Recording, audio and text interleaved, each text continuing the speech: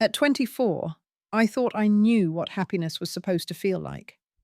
My name is Sarah Collins, and I grew up in a quiet town in Oregon where everyone knew your name and your story.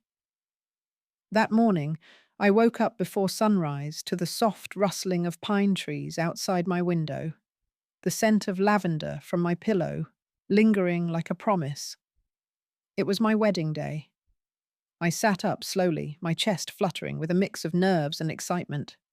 The dress hung by the closet, catching the first light of dawn, and I remember thinking how it looked like it had been made for a fairy tale. My mother knocked once and peeked in her eyes, already teary whispering that today was going to be perfect. Downstairs, I could hear my dad talking loudly to someone on the phone, probably checking on flowers or music or something else he pretended not to care about, but definitely did. There was a buzz in the house that morning, the kind that only comes when something big is about to happen.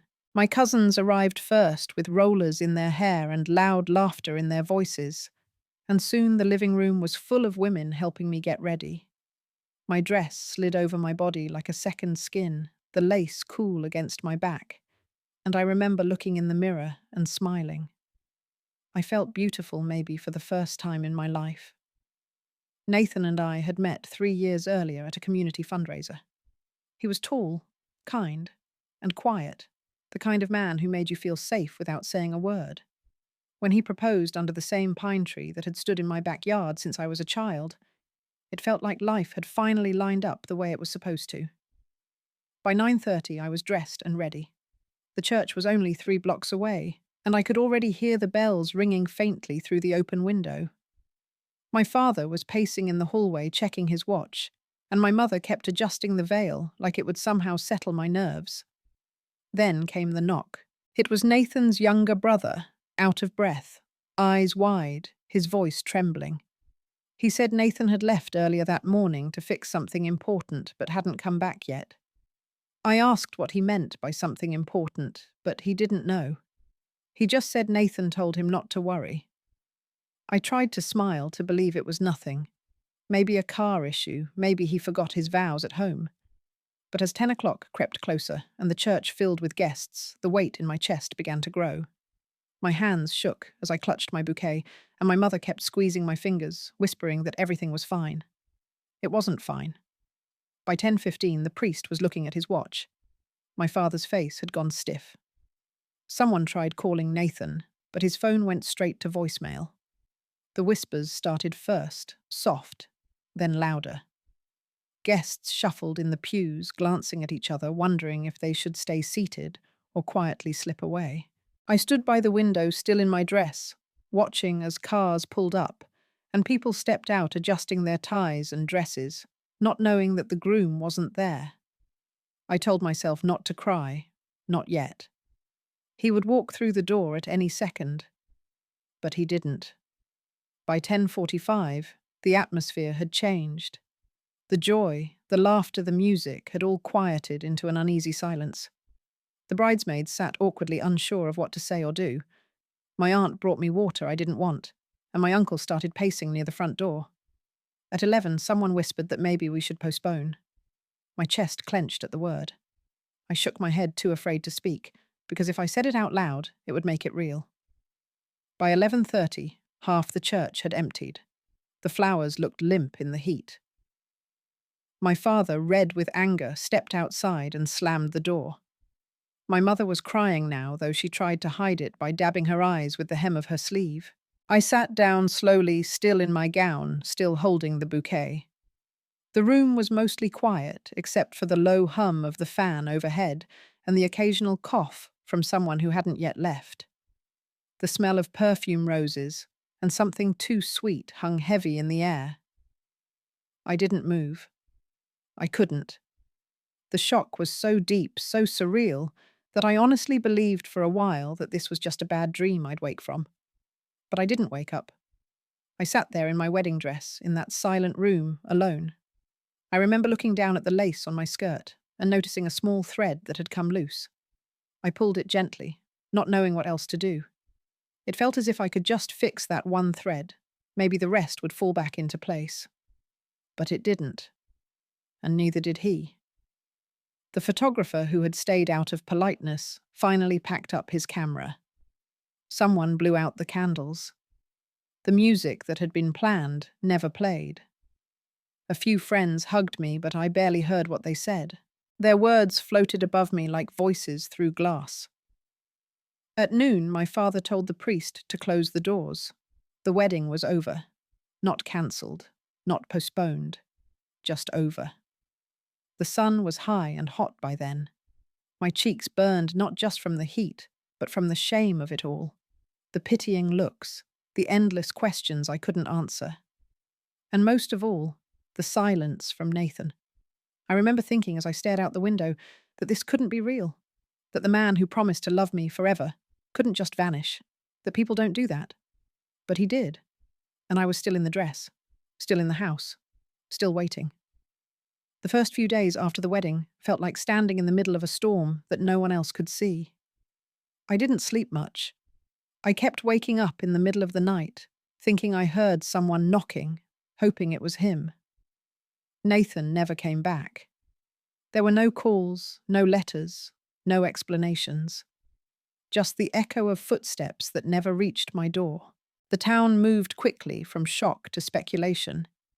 People who had hugged me at the church now whispered when I passed by. I heard their words like thorns under my skin. They said he got cold feet. Maybe he ran off with someone else. That I should be thankful I found out who he was before it was too late. But I didn't believe any of it. I couldn't. The Nathan I knew wasn't the type to just disappear. Something had happened. Something no one else could see or understand. The police did what they could, but after a week their questions stopped. His car had been found parked by the old bridge, locked keys inside. No note, no signs of struggle. Just nothing. At first my parents were angry. My dad blamed Nathan's family. My mum blamed herself. And everyone else blamed me for not letting it go. I didn't leave the house for days. My wedding dress stayed folded in the cedar chest at the foot of my bed, still faintly smelling of perfume and sadness. I told myself I wouldn't touch it until I knew the truth. But the truth never came. A month passed, then 2, then a year. And still I waited. Every time the phone rang, my heart skipped. Every envelope in the mail felt heavier than paper. I lived between the lines of silence, hoping that one day something would break them. But time doesn't pause for grief that has no answers. Friends stopped asking how I was. Some avoided me altogether. Others tried to be kind, but their eyes said what they wouldn't dare speak. Poor girl. Still stuck in that story. I tried going back to work at the flower shop, but even the smell of white roses made my stomach turn. That's what I held in my hands when I was supposed to walk down the aisle. I lasted 3 days. My mother started bringing men around. Quiet types. Older bachelors. Widowers. One man even brought me a necklace the first time we met, like I could be bought into forgetting. I smiled, I thanked them, but I never let anyone in. People told me I was wasting my youth, that I had so much life ahead of me. But they didn't know what it felt like to live inside a wound that never closed. I'd go on walks by the river where Nathan's car had been found. I'd sit for hours watching the water move, hoping it might carry something back to me. A memory, a clue, a reason. But rivers don't return what they take. Every holiday was harder, Christmas lights felt dimmer. New Year's was just another mark on the calendar without change. I stopped making wishes on my birthday. I turned 30 alone, then 35. By 40, people no longer looked at me with pity. They just looked past me. I had become part of the background, a story they didn't want to hear again. My sister got married. My best friend had twins. I bought a rocking chair and started talking to the wind. My parents grew older, more fragile. My father never mentioned Nathan again. My mother tried sometimes, but the words always caught in her throat. I knew they were tired of watching me linger in a life that had stopped. But I didn't know how to move forward. Every time I tried, I felt like I was betraying something I couldn't explain. People stopped calling me Sarah. They called me the girl from that wedding, the one who waited. I tried journaling, therapy, and church. Nothing filled the space he left behind. Some nights, I would wake in a sweat, convinced I had heard him call my name. I'd rush to the door, heart racing, only to find darkness and silence. I'd crawl back into bed, clutching a pillow like it could speak. I began to avoid mirrors. My face reminded me of the years I'd lost, the lines around my eyes, the dullness in my smile. I no longer recognized the girl who had once believed in forever. Neighbors gossiped less as time went on, but their silence spoke louder. I overheard one woman say I was living in a ghost story. Maybe she was right. But I didn't wait because I couldn't move on. I waited because something inside me still whispered that there had to be more. That Nathan wouldn't leave me like that, unless something terrible had happened. I held on to that whisper like a lifeline. 25 years. That's how long I waited. Through storms and seasons and 1,000 sunrises. I stayed in that same house, in that same town, walking the same paths like they might lead me back to him. And every day I told myself the same thing. Tomorrow might be the day I find out the truth. Tomorrow he might come home. It was an ordinary Thursday morning, the kind where the sky stayed grey and the coffee didn't taste quite right. I was sorting through the mail, most of it junk and bills, when I saw an envelope that stopped me cold. It was pale yellow, no return address, and my name was written in a tight, careful script I didn't recognize. My hands went cold. I stared at it for a long time before I opened it. Something in my gut told me this wasn't just another letter. The paper inside was thin and folded twice. I unfolded it slowly, already holding my breath, and read the first line. My knees nearly gave out. The letter came from a psychiatric hospital in California. My eyes jumped to the signature at the bottom. Nathan. I must have read that name 10 times before I could move. I whispered it under my breath, just to hear the sound. I hadn't spoken his name in years. My heart was pounding so fast it hurt. I gripped the edge of the table to steady myself. Could it be a mistake? A cruel joke? A coincidence? But it wasn't. The handwriting was shaky, uneven, like someone who hadn't held a pen in years. He said he didn't know much, just fragments. He said he remembered a name, mine and a church, and a day that felt important, but blurred. I read the letter again, slower this time, trying to find more than what was written. He was in a place called Crescent Pines Psychiatric Facility. He had no memory of where he came from, no contact with family, but something inside him had whispered my name for years. My mind raced through possibilities. Had he been in an accident? Was he taken? Did he choose to forget? I didn't know what to believe. Every theory I had built for 25 years suddenly collapsed and scattered at my feet. I sat on the floor with the letter in my lap, heart caught somewhere between hope and dread. He was alive, after all this time. But what did that mean? The silence I had lived with for so long had just shattered, and now I was left in the noise of too many questions. Why now? Why me? And what was I supposed to do with this? I stayed like that for hours, not moving, barely blinking. At some point, the sun came through the kitchen window and hit the corner of the letter. I watched the light catch the ink like it was trying to make it all real. I had waited so long to hear from him. I thought the first moment would bring relief. But all I felt was chaos. Because if Nathan was still out there, and if he remembered me even just a little, then everything I had buried might come rushing back. I folded the letter again and placed it on the table, my hands shaking. I didn't know what I would do next, but I knew this was the moment everything changed. The drive to the hospital felt like it lasted forever, though the road was clear and straight. I kept the letter on the passenger seat beside me, folded and refolded, like somehow holding it would prepare me for what I was about to face.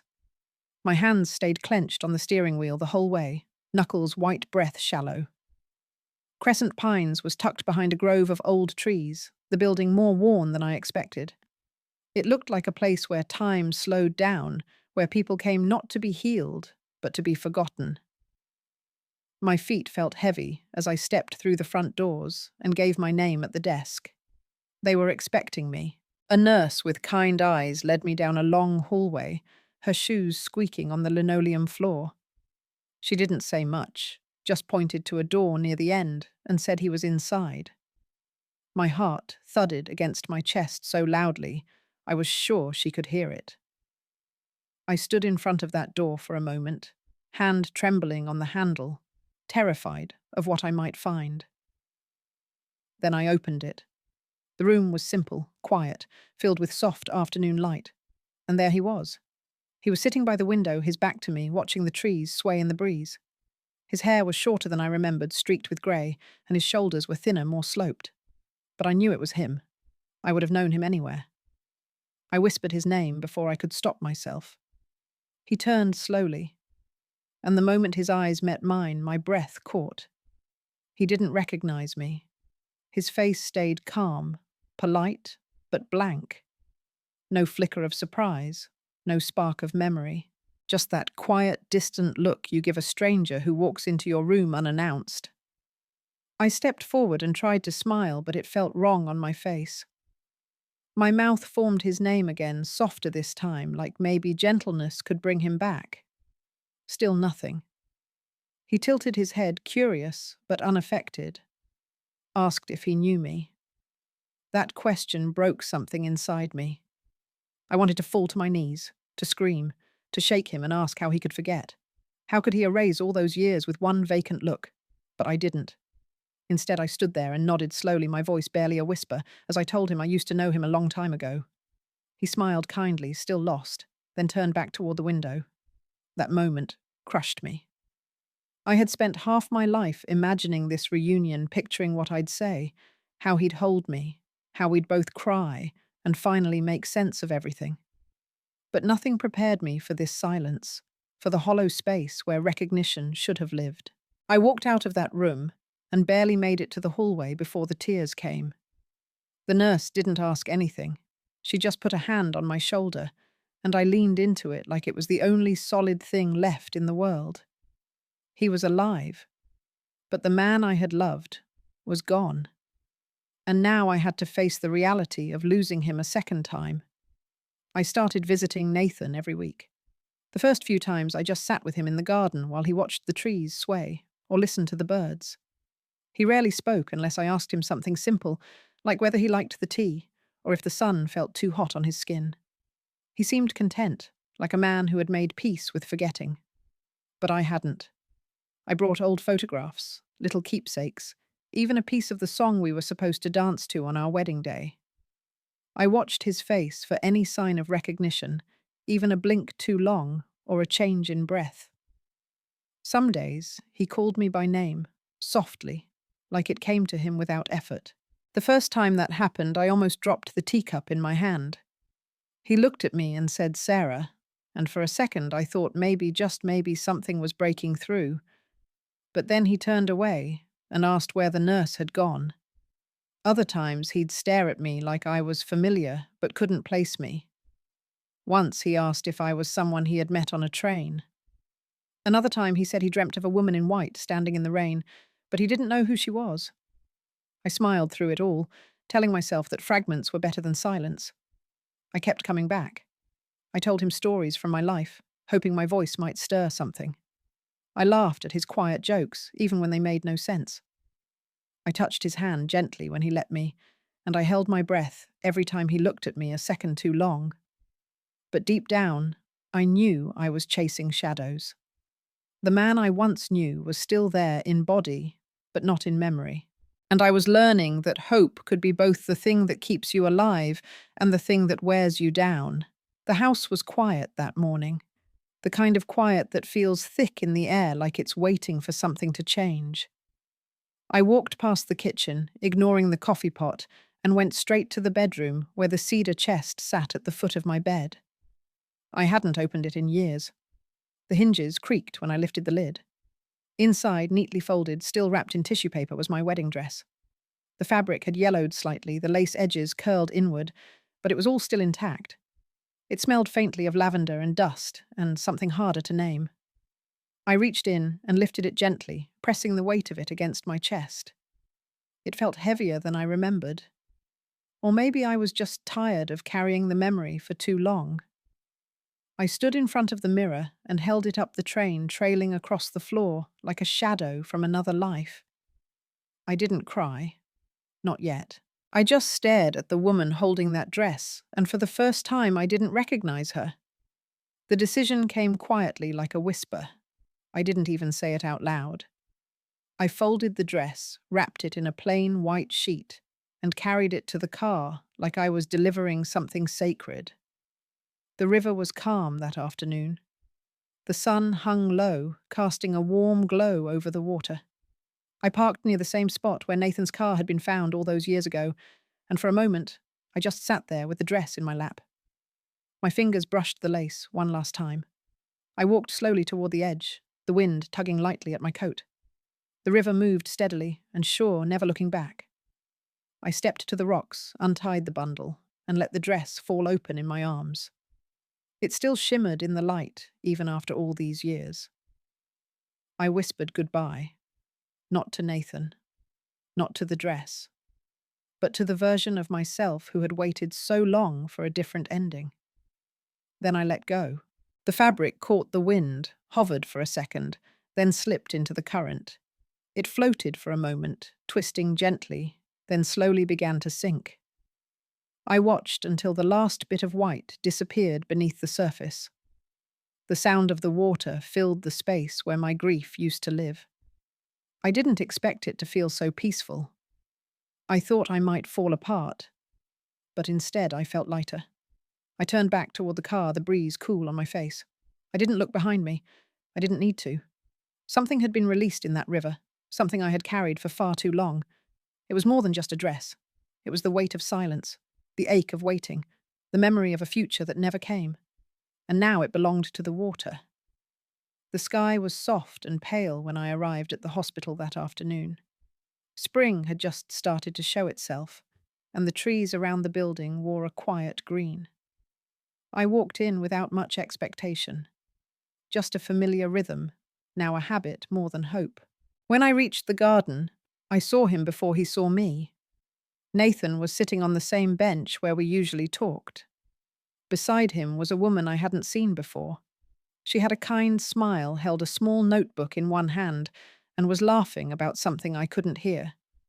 He was laughing too. Not just smiling politely the way he did with me, but genuinely. His eyes crinkled at the corners. For a second he looked like the boy I remembered from long ago.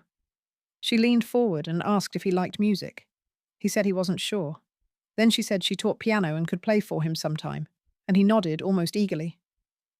I stood behind a column and watched frozen, not because I felt jealous, but because something inside me suddenly understood. He was starting something. Not a memory, not a return, but something new. It was then that I realized I was no longer part of his story. Not this one.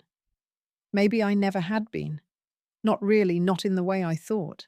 I had been a chapter he couldn't read anymore, and now the book had turned to a different page.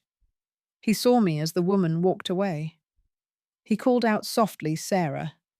It didn't hurt the way it once would have. I walked over and sat beside him for what I knew would be the last time. We didn't talk much. I looked at him and asked if he was happy. He paused, thinking, then nodded.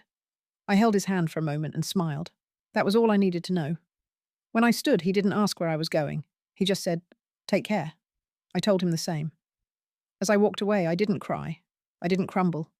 I just felt something settle, something that had been restless inside me for years. That day, I didn't say goodbye because I no longer needed to. The farewell had already happened. I had just been waiting to feel it. The train ride to the coast was quiet, and for the first time in years, so was my mind. I watched the landscape shift from towns to trees, to the slow stretch of ocean that finally came into view. When I stepped off at the station, I felt like I had stepped into another life. The air smelled of salt and possibility. I found a little inn by the water. Nothing fancy, just a place with white sheets and open windows. Each morning, I walked barefoot along the shoreline, letting the cold waves brush against my skin. I didn't think of the past. I didn't think of what I had lost. I only thought of what I hadn't yet lived. I ate fish tacos from a food truck and drank lemonade on a porch swing. I bought a paperback novel and finished it in one sitting.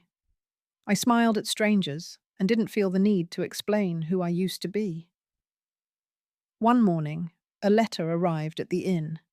My name was on the front, but the handwriting wasn't familiar. Inside was a short note from the nurse at Crescent Pines. She said Nathan had asked about me, just once in passing. My hands went still. For a moment I felt something tug inside me, the echo of a woman who might have rushed back at the first sign. But I didn't move. I folded the letter and placed it in the drawer beside the bed. I knew then that I didn't need to return. Not because I didn't care, but because I finally knew how to care for myself. I spent the rest of the week walking farther down the beach each day, watching the tides shift. I sat with my back to the wind and let the sun fall on my face. There was no one waiting for me, no unfinished chapter to reread. Only now, and whatever came next. Sometimes love doesn't end in heartbreak. Sometimes it ends in letting go. I used to think that made it weaker. But now I know it means it was strong enough to free us both. So here's my question for you. If someone you loved once came looking after all these years, but you had finally found peace, would you go back? Or would you keep walking forward, one quiet wave at a time?